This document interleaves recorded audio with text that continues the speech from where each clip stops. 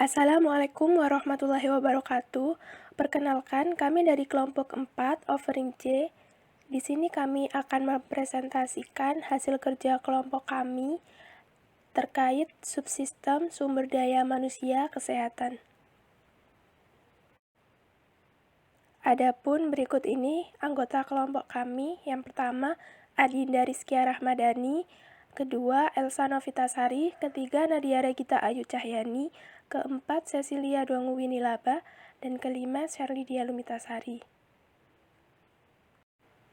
Selanjutnya, berikut ini table of content dari presentasi yang akan kami sajikan.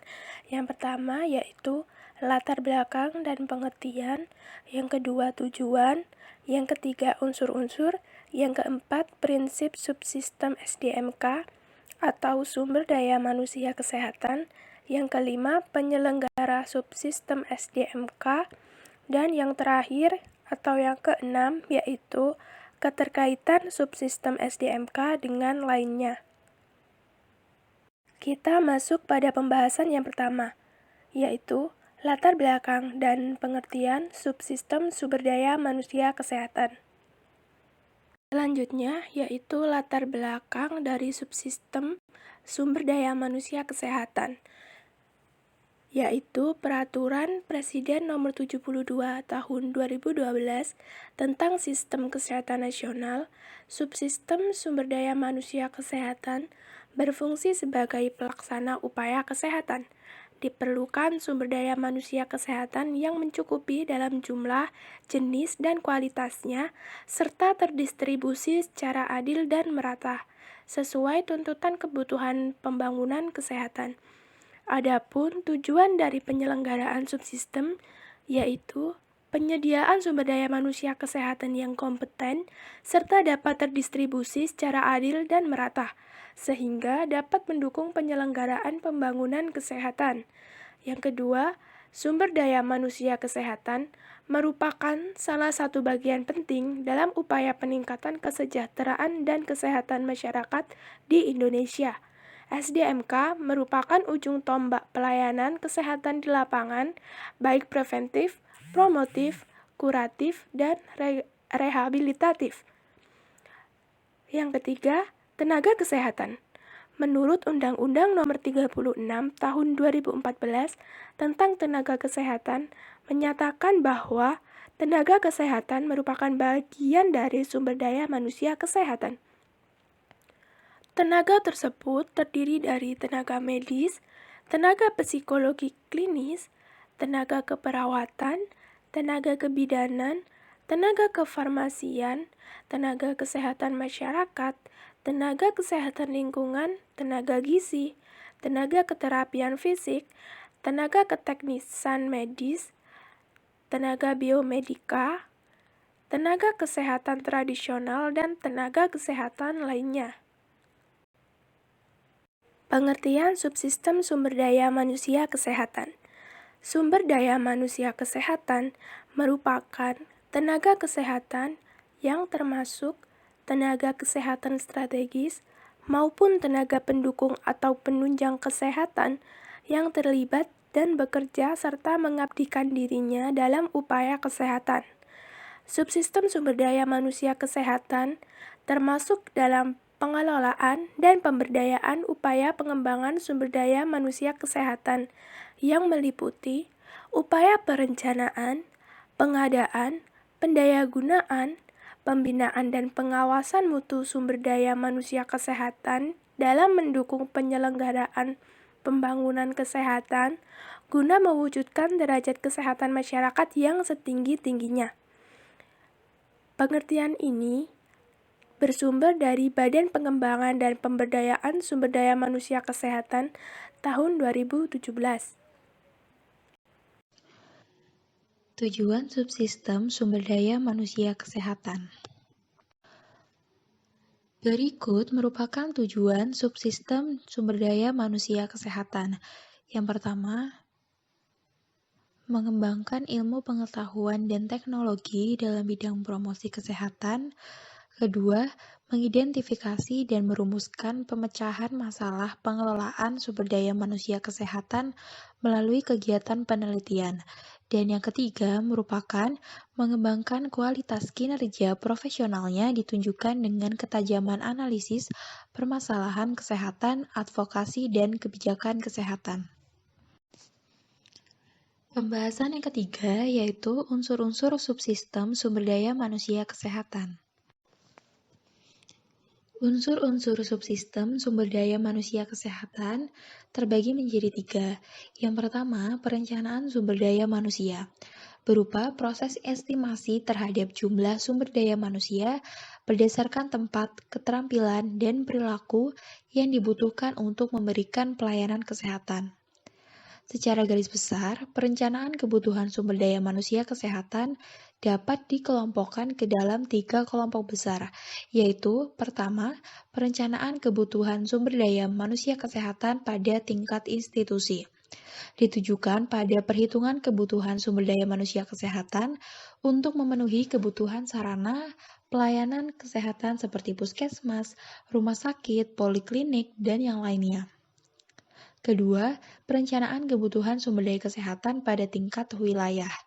Ditujukan untuk menghitung kebutuhan sumber daya manusia kesehatan berdasarkan kebutuhan di tingkat wilayah, baik itu provinsi, kabupaten, ataupun kota, yang merupakan gabungan antara kebutuhan institusi dan organisasi.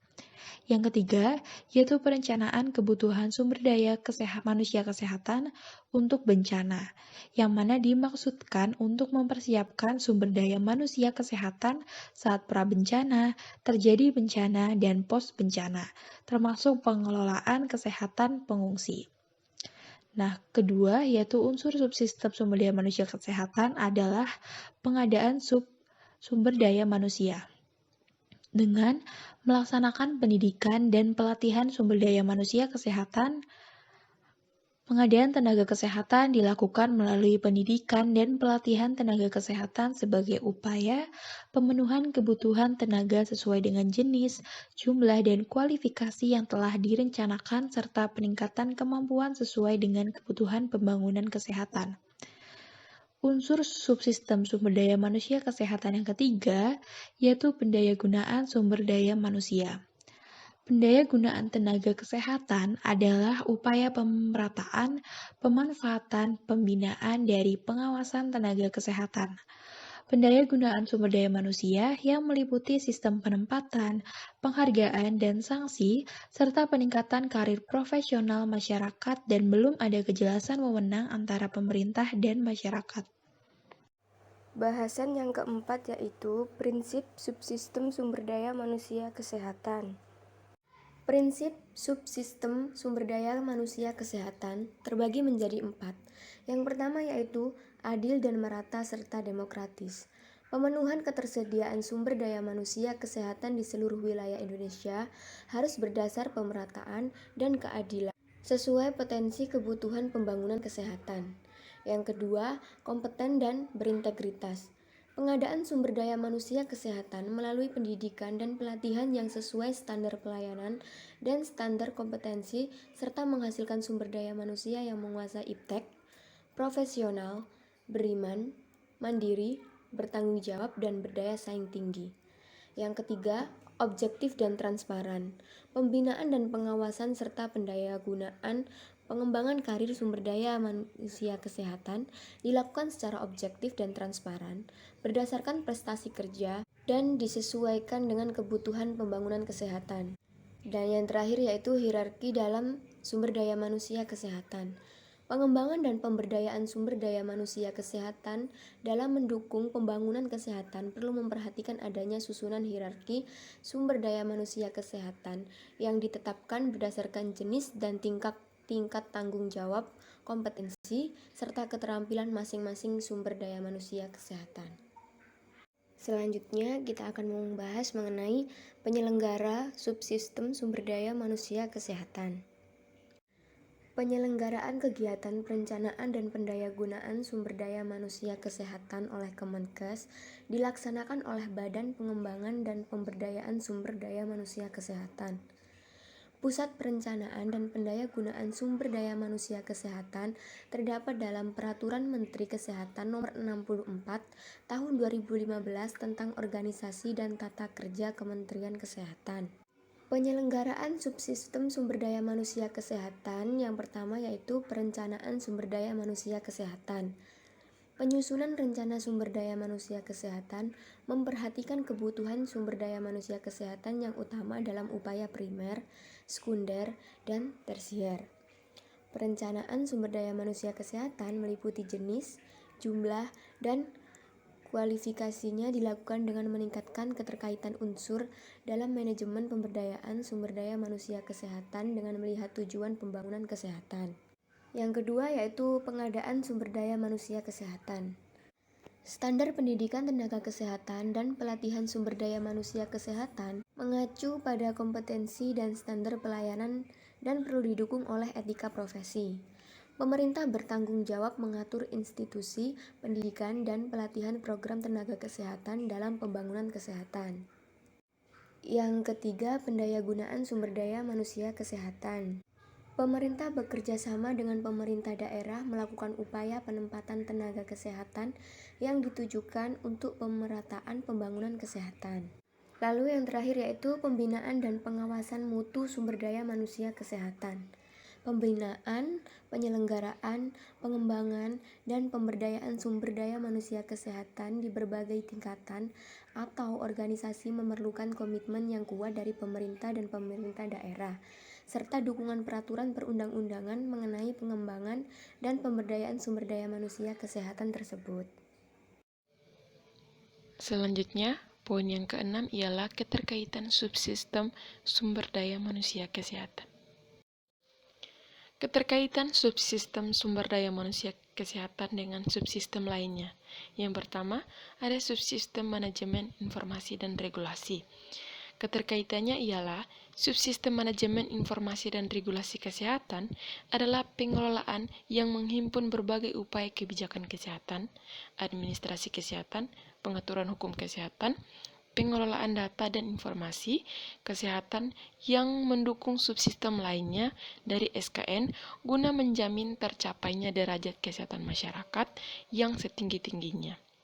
Tujuannya, terwujudnya kebijakan kesehatan yang sesuai dengan kebutuhan, berbasis bukti dan operasional, terselenggaranya fungsi administrasi kesehatan yang berhasil, berdaya guna, dan akuntabel, serta didukung oleh hukum kesehatan dan sistem informasi kesehatan untuk menjamin terselenggaranya pembangunan kesehatan guna meningkatkan derajat kesehatan masyarakat yang setinggi-tingginya. Kemudian yang kedua ada subsistem pemberdayaan masyarakat. Nah, keterkaitannya pemberdayaan masyarakat mencangkup pengembangan komunitas, pengembangan partisipasi, dan pembentukan kapasitas pemberdayaan untuk mewujudkan status kesehatan yang optimal yang bertujuan untuk pengelolaan kontrol dan alokasi sumber daya yang tersedia dalam interaksi partisipasi individu dan komunitas. Tujuannya, meningkatnya kemampuan masyarakat untuk berperilaku hidup sehat, mampu mengatasi masalah kesehatan secara mandiri, berperan aktif dalam setiap pembangunan kesehatan, serta dapat menjadi penggerak dalam mewujudkan pembangunan berwawasan kesehatan.